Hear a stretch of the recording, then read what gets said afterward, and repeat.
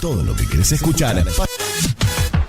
Comenzamos el día con los titulares, con la buena música, con la comunicación y todas las voces que te acompañan cada mañana. Radio Boom Show. Nuestro próximo programa.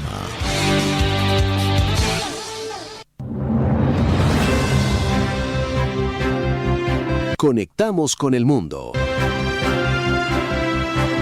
Estas son las noticias.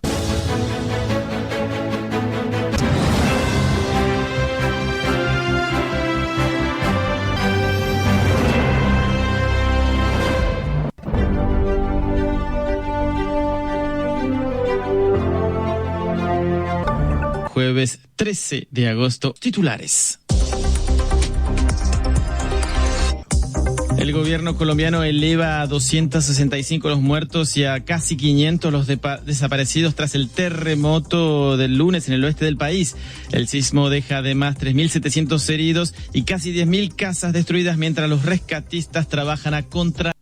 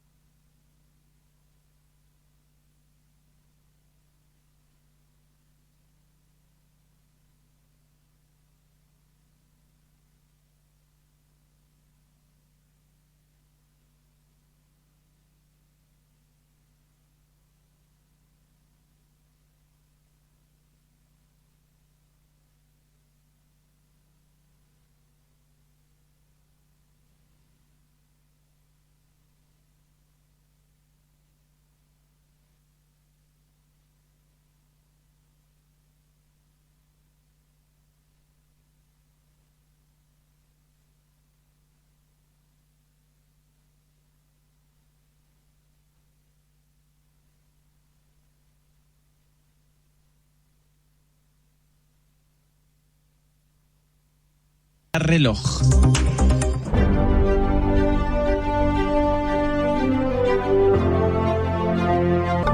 El viernes 14 de agosto y estos son nuestros titulares. Disminuyen las esperanzas de hallar más sobrevivientes tras el terremoto en Colombia al concluir las primeras 72 horas de búsqueda. Los rescatistas comenzaron la remoción de escombros en Cali. Por ahora el saldo provisional es de 273 muertos. Rusia y Japón intercambian duras críticas tras la primera visita de Vladimir Putin a las Islas Kuriles, objeto de una disputa territorial desde 1945.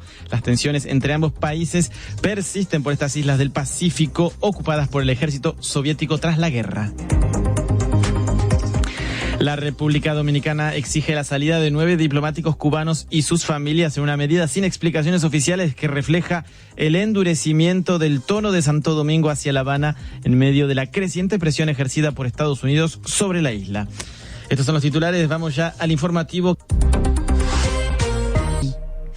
El balance de muertos por el potente terremoto que sacudió el oeste de Colombia a principios de esta semana ha ascendido a 273, con cientos de personas más aún desaparecidas. Así lo informó este jueves el director de la Agencia de Gestión de Desastres del país, David Santiago Tamayo.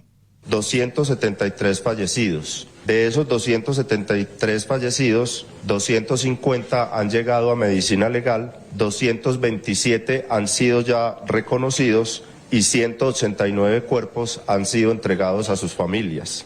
Tenemos un reporte de 3.824 heridos y 377 desaparecidos, cifra oficial que maneja la Fiscalía General de la Nación. Las esperanzas de hallar más sobrevivientes se desvanecen en Colombia a medida que los equipos de rescate reducen la búsqueda. Tras superar las cruciales primeras 72 horas, las labores en Cali, la tercera ciudad del país, han pasado del rescate a la remoción de escombros, cuando cientos de personas siguen sin poder regresar a sus viviendas, como lo cuenta nuestra corresponsal en esa ciudad, Carmen Rengifo. Mientras continúan las labores de búsqueda y la evaluación de las edificaciones afectadas, otra urgencia crece en Cali. la de quienes no tienen dónde volver. Al menos 7 espacios reciben a damnificados en diferentes sectores de la ciudad. Los principales funcionan en el Coliseo de Hockey Miguel Calero y el Diamante de Béisbol. Mientras tanto, otros lugares han sido habilitados de manera temporal. Verónica Soto Brecas es chilena y está entre quienes no pueden regresar a su vivienda por el riesgo de que la estructura termine de colapsar. Y más con lo que pasó, pues nosotros somos personas damnificadas que no podemos volver a nuestras casas porque están a punto de derrumbarse, entonces no sabemos qué hacer en realidad. A esa incertidumbre se suma el temor de abandonar el lugar donde ha encontrado refugio. Verónica asegura que les han planteado salir del espacio y teme que hacerlo pueda afectar el acceso a las ayudas. Está un poco difícil la situación, pero pues toca acomodarse sí o sí aquí a lo que se venga, ¿no? Pues igual estamos a la incertidumbre sí o sí. En los albergues habilitados se brinda alimentación y atención psicológica y se entregan colchonetas, almohadas, agua, leche y pañales. Pero para algunas familias aparece otra dificultad: permanecer junto a sus animales. Raúl Esteban Pérez cuenta que le propusieron trasladarse a otro albergue por estar acompañado de sus perros. Que se quieren llevar a los perros como sea, porque prácticamente ya nos dijeron hoy en la mañana que si nos podíamos ir para un lugar, un albergue diferente por los perros. Yo no me voy a ir por un lugar porque ahí donde hayan perros con pelo, pues lastimosamente hay pulgas. Mis perros son diferentes, ¿me entiendes? La experiencia no es igual para todos. María Enestrosa, también damnificada, destaca la atención que ha recibido. Pues hemos tenido buena atención, nos han ayudado bastante, han estado pendientes de nosotros. Muy buena la atención. ¿Qué hay en la disposición? Colchonetas, almohadas, cama, agua, todo el tiempo nos están hidratando, todo el tiempo están pendientes de nosotros. Mientras se evalúan las viviendas afectadas, cientos de damnificados esperan saber cuándo podrán regresar o qué ayuda recibirán. Carmen Andrea Rengifo, Cali, Colombia. El gobierno ha estimado que el terremoto destruyó más de 12.500 viviendas. El presidente Abelardo de la Espriella anunció que declarará la emergencia económica y que creará un fondo para dirigir la ayuda nacional e internacional a la reconstrucción de hospitales, escuelas e infraestructura. Y justamente sobre la ayuda, la presidenta mexicana Claudia Sheinbaum aclaró que 255 rescatistas de su país no viajaron a Colombia porque las autoridades colombianas exigieron certificaciones adicionales antes de autorizar su despliegue. La brigada de la Secretaría de la Defensa Nacional de Rescatistas pues no fue aprobada por el gobierno de Colombia, está lista para salir en cualquier momento. Bueno, han ido a 98 países a rescatar y a trabajar por la gente, solidariamente. A ver, repito, no es un conflicto, no hay un problema. Solo estoy informando la solidaridad que ofreció México. Colombia dijo, queremos despensas, queremos medicamentos, pero rescatistas necesitamos una certificación. Entonces, eso es la información. Las autoridades colombianas rechazaron las críticas sobre su gestión de la ayuda externa y aclararon que no han rechazado ningún apoyo. Precisaron que solo aceptarán rescatistas internacionales que cuenten con las certificaciones oficiales. También sobre Colombia, pero en otro orden de cosas, la Casa Blanca planteó la posibilidad de realizar ataques conjuntos contra grupos armados en el país sudamericano tras la incorporación de Bogotá a una coalición antinarcóticos de la región. Esto fue después de la asunción del presidente de ultraderecha de la Espriella la semana pasada. Más de 200 personas, recordemos, ya han muerto desde el inicio de los ataques militares de Estados Unidos contra embarcaciones sospechosas de transportar droga en la región, ataques que se realizan desde septiembre pasado. Los críticos advierten que este tipo de operaciones no son eficaces, así lo explica investigadora en crimen organizado Jennifer Scotland. Históricamente se ha enfocado en una política de droga punitiva que está más enfocada en las incautaciones y detenciones. Y las estrategias para combatir el crimen organizado que enfocan solamente en estrategias punitivas no suelen combatir el crimen organizado de manera eficaz y resulta en la fragmentación de grupos y competición más intensa para tener control de los cultivos de droga, y también puede resultar en violaciones contra los derechos humanos, como hemos visto antes en Colombia, cuando las Fuerzas Armadas están más involucradas en la lucha contra el crimen organizado. Y hemos visto que bajo de la Espriella ya ha habido una operación aérea contra el Ejército de Liberación Nacional, que resultó en bajas civiles. Era Jennifer Scotland del Real Instituto de Servicios Unidos, entrevistada por Florencia Ángeles. El presidente ruso visitó este jueves una isla en disputa cercana a Japón, lo que provocó la firme condena de Tokio. Rusia desestimó las críticas japonesas que las calificó de infundadas. Explicaciones con nuestro corresponsal en Japón, Gonzalo Robledo. Una visita sorpresa del presidente ruso Vladimir Putin a la isla de Torofu, parte de un grupo de islas disputadas por Japón desde el final de la Segunda Guerra Mundial, provocó una enérgica protesta del gobierno nipón. La primera ministra Sanae Takaichi calificó de inaceptable la primera visita del mandatario ruso a la isla. En imágenes difundidas por los medios rusos, Putin fue visto intercambiando opiniones con los residentes, visitando una fábrica de productos de pescado y una escuela. Para Japón, el Torofu forma parte de los llamados Territorios del Norte, un grupo de islas que al final de la Segunda Guerra Mundial fueron invadidas y desalojadas por la entonces Unión Soviética. Según el Ministerio de Asuntos Exteriores de Japón, unos 17.000 residentes japoneses fueron desalojados en los años siguientes al final del conflicto. La disputa por las islas impide la firma de un acuerdo de paz entre los dos países que, sin embargo, mantienen relaciones comerciales por la necesidad nipona de gas ruso y la participación japonesa en un proyecto energético que suministra gas a Japón. Desde Tokio, para Radio Francia Internacional, Gonzalo Robledo. Las relaciones entre ambos países se deterioraron después de que Rusia invadiera Ucrania en 2022. Como otras naciones, Japón impuso sanciones a Moscú. Nos venimos para Europa, específicamente en la frontera con Marruecos, porque ese país reforzó la seguridad en el límite con España tras detectarse nuevas convocatorias en redes sociales para ingresar masivamente al enclave español de Ceuta, en el norte de África. El operativo busca prevenir una crisis similar a la del mes pasado, cuando miles de migrantes intentaron cruzar de forma simultánea. Así lo recuerda Aida Palau.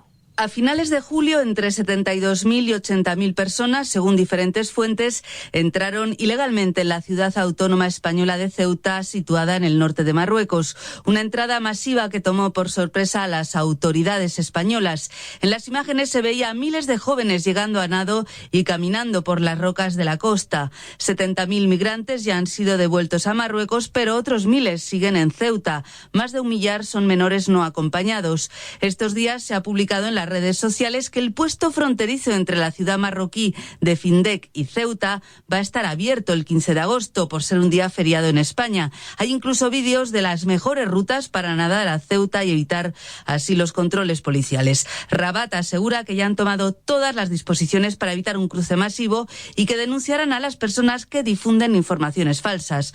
Por el momento, un grupo de personas ha sido detenido acusado de estar detrás de la avalancha de finales de julio, en la que, según organizaciones de derechos humanos, murieron 141 personas intentando llegar a Ceuta.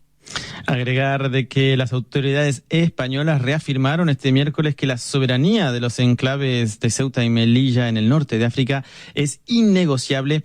Esto en respuesta a las declaraciones del ministro de Justicia marroquí, quien volvió a reivindicar el control de su país sobre ambas ciudades.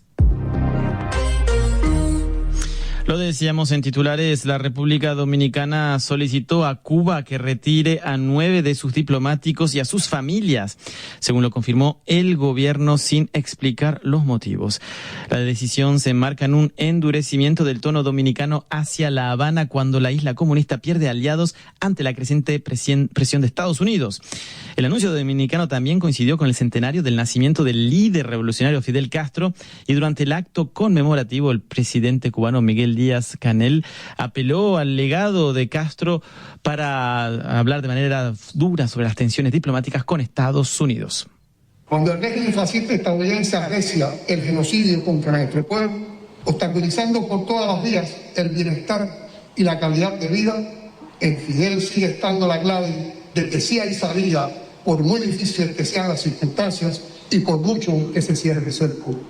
De Fidel aprendimos que siempre hay que salvar 3 principios irrenunciables y los siguen: la independencia del país, la revolución y a los valores y las conquistas que el socialismo representa. Las celebraciones del centenario del nacimiento de Fidel Castro se producen mientras Cuba atraviesa una de las crisis económicas y políticas más graves de su historia.